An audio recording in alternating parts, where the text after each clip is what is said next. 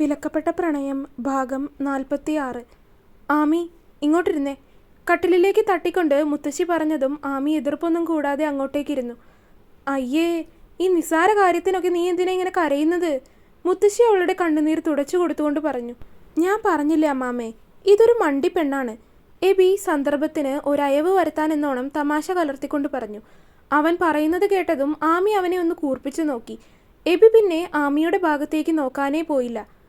ഇയാളെ ഞാൻ എന്ന് പറഞ്ഞ് ആമി മുത്തശ്ശി ഇരിക്കുന്നുണ്ടെന്ന് പോലും നോക്കാതെ എബിയെ തല്ലുവാനായി കൈയൊങ്ങി. പക്ഷേ മുത്തശ്ശി ചിരിക്കുന്ന ശബ്ദം കേട്ടപ്പോഴാണ് അവൾ മുത്തശ്ശിയുണ്ടെന്ന കാര്യം ഓർത്തത്. അവൾ അങ്ങനെ തന്നെ ആ കൈ താഴ്ത്തി. എബി അവളെ നോക്കി മുഖം അടച്ച് ചിരിച്ചു. എന്ത് വിശ്വസിച്ചാണ് ഞാൻ ഈ വീട് നിങ്ങളെ രണ്ടിനെയും ഏൽപ്പിച്ചുകൊണ്ട് പോയത്? രണ്ടുപേരും കൂടി വീട് തലതിരിച്ച് വെക്കാതിരുന്നത് ഭാഗ്യം. ഞാനല്ല മുത്തശ്ശി, ഇയാളാണ്. ആമിയെല്ലാം എബിയുടെ തലയിലേക്ക് ഇട്ടുകൊടുത്തു. മുത്തശ്ശി അവൾ എന്താണ് അങ്ങനെ പറഞ്ഞത് എന്ന രീതിയിൽ ആമിയെ നോക്കി. ഞാൻ സത്യം പറയാം മുത്തശ്ശി, ഇന്നലെ വൈകുന്നേരമായപ്പോൾ ഞാൻ പറമ്പിലൊക്കെ പോയി കഴിഞ്ഞ് തിരിച്ചു വന്നപ്പോൾ ചെടി വാടി നിൽക്കുന്നത് കണ്ടു. അപ്പോൾ മോട്ടർ ഓൺ ചെയ്ത് ചെടിയൊക്കെ നനയ്ക്കുകയായിരുന്നു. നനച്ചുകൊണ്ടിരിക്കുന്നതിൻ്റെ ഇടയ്ക്ക് ഞാൻ നോക്കിയപ്പോൾ മഴക്കാറുണ്ടായിരുന്നു. എങ്കിലും മഴ പെയ്യില്ലെന്ന് കരുതിയാണ് ഞാൻ മോട്ടർ ഓൺ ചെയ്ത് നനച്ചത്. പക്ഷേ ഞാൻ നനച്ചു തുടങ്ങി പകുതിയായപ്പോഴേക്കും ആ സമയത്ത് മഴ പെയ്യുകയും ചെയ്തു. മഴ വന്നതും ഞാൻ വേഗം പോയി മോട്ടർ ഓഫ് ചെയ്ത് തിരിച്ചു വരുന്ന സമയത്താണ് ഇങ്ങേര് പുറത്തേക്ക് വരുന്നത്. മഴയത്ത് നിന്ന് തിരികെ കയറിയ എന്നെയും വലിച്ചുകൊണ്ട് പുറത്തേക്ക് വീണ്ടും ഓടി ഇറങ്ങിയത് ഇങ്ങേരാണ്.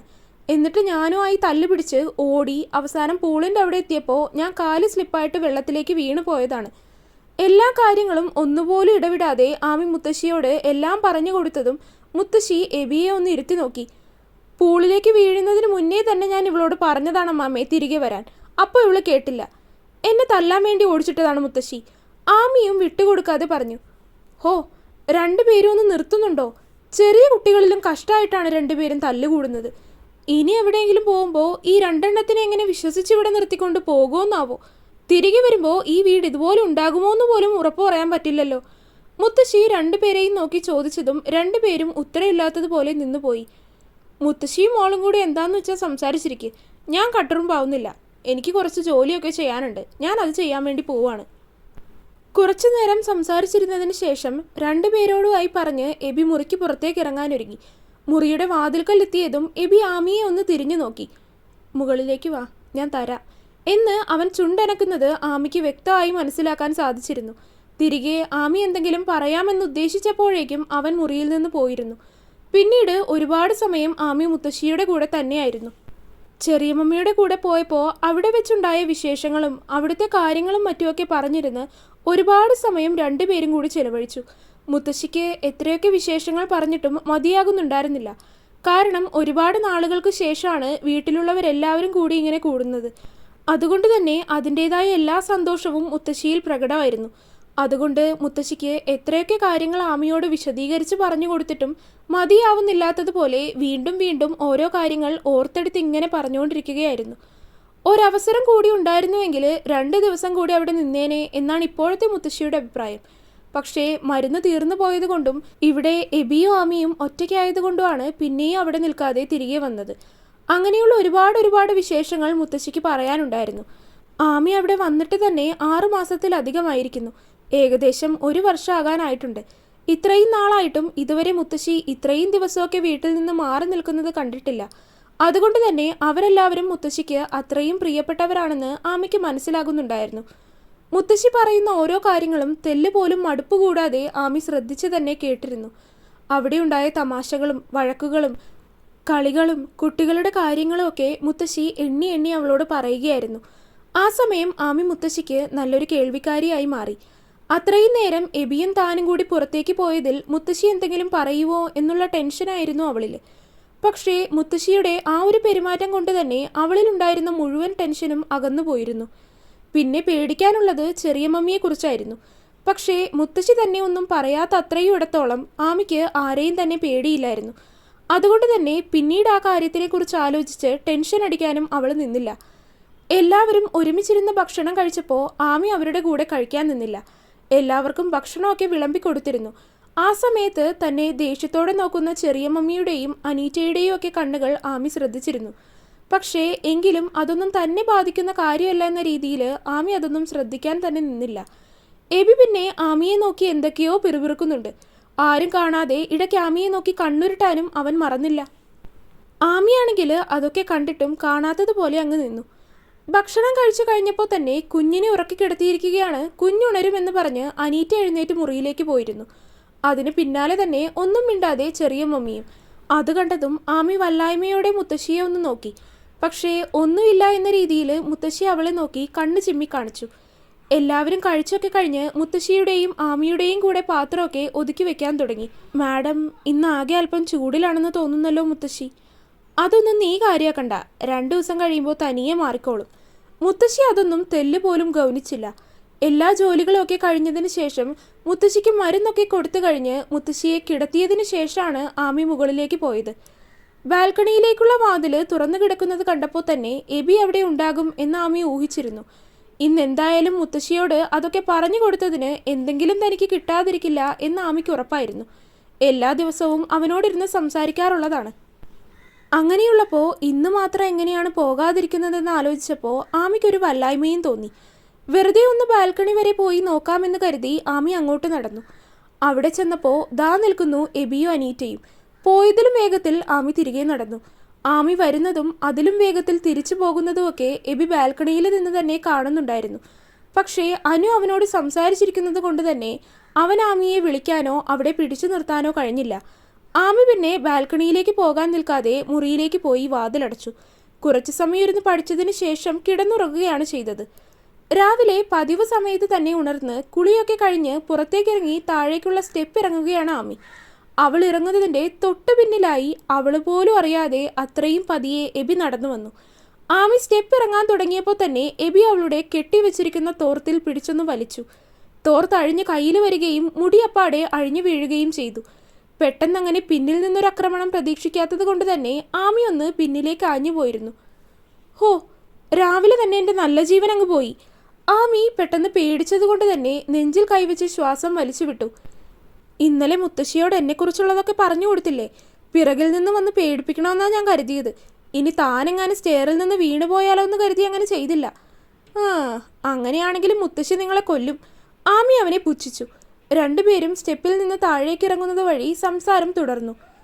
ഇന്നലെ ബാൽക്കണിയിൽ വരെ വന്ന് എത്തി നോക്കിയിട്ട് എന്താ ഓടിക്കളഞ്ഞത്?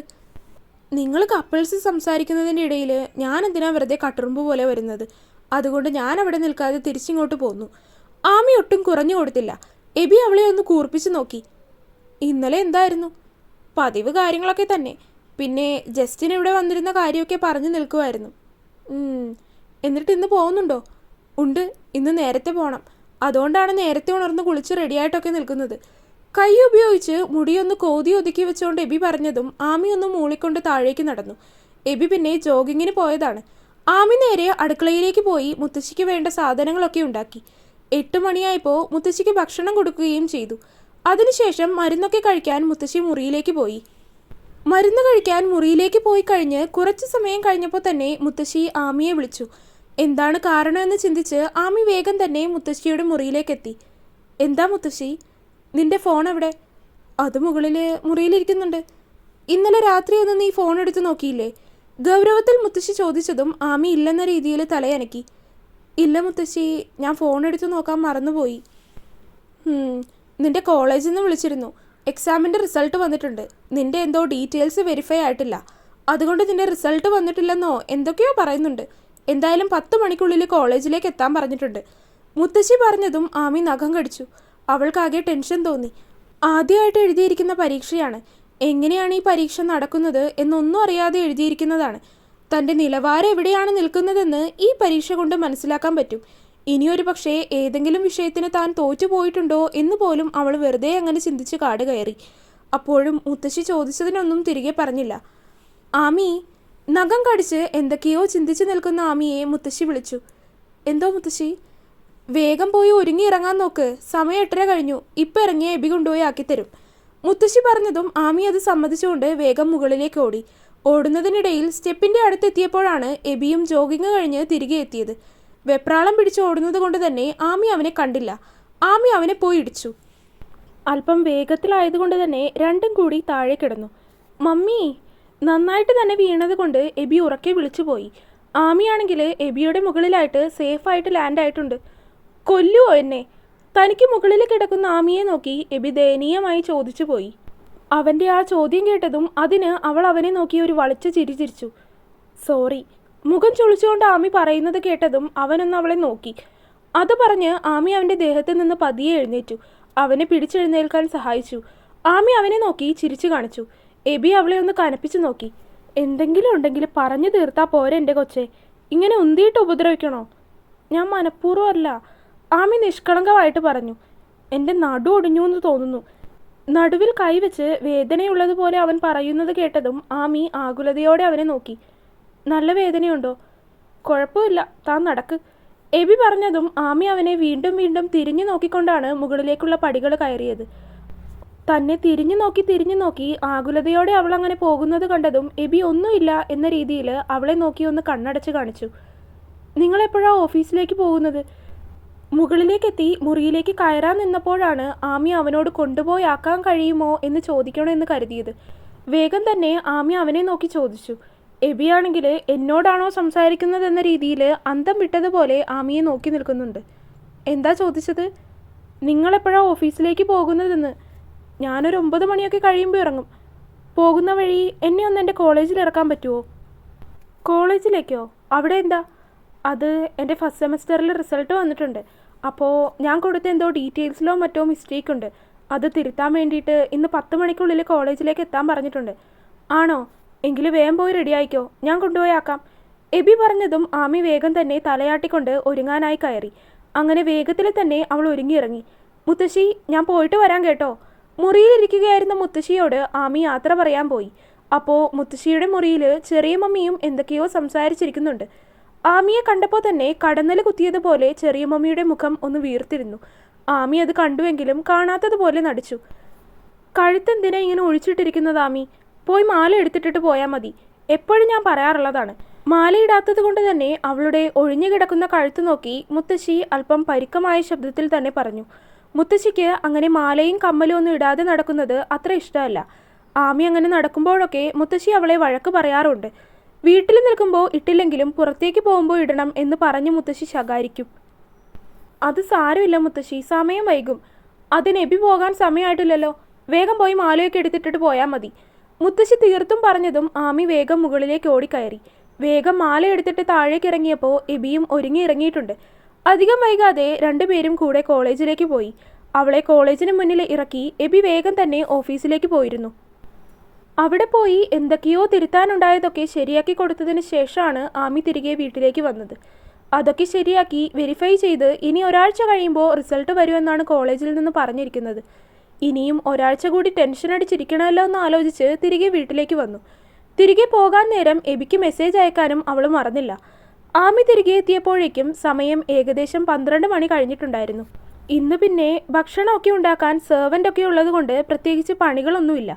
ഡ്രസ്സൊക്കെ മാറിക്കഴിഞ്ഞതിന് ശേഷം ആമി മുത്തശ്ശിയുടെ അടുത്തേക്ക് വന്നു. തുടരും. അപ്പോൾ വീഡിയോ കണ്ടവരെല്ലാവരും വീഡിയോ ലൈക്ക് ചെയ്യുക. നിങ്ങളുടെ അഭിപ്രായങ്ങൾ എന്തായാലും അത് കമൻറ്റായിട്ട് അറിയിക്കുക. ചാനൽ സബ്സ്ക്രൈബ് ചെയ്യാത്തവരുണ്ടെങ്കിൽ സബ്സ്ക്രൈബ് ചെയ്യുക. അടുത്ത പാർട്ടായിട്ട് നാളെ വരാട്ടോ. ബൈ.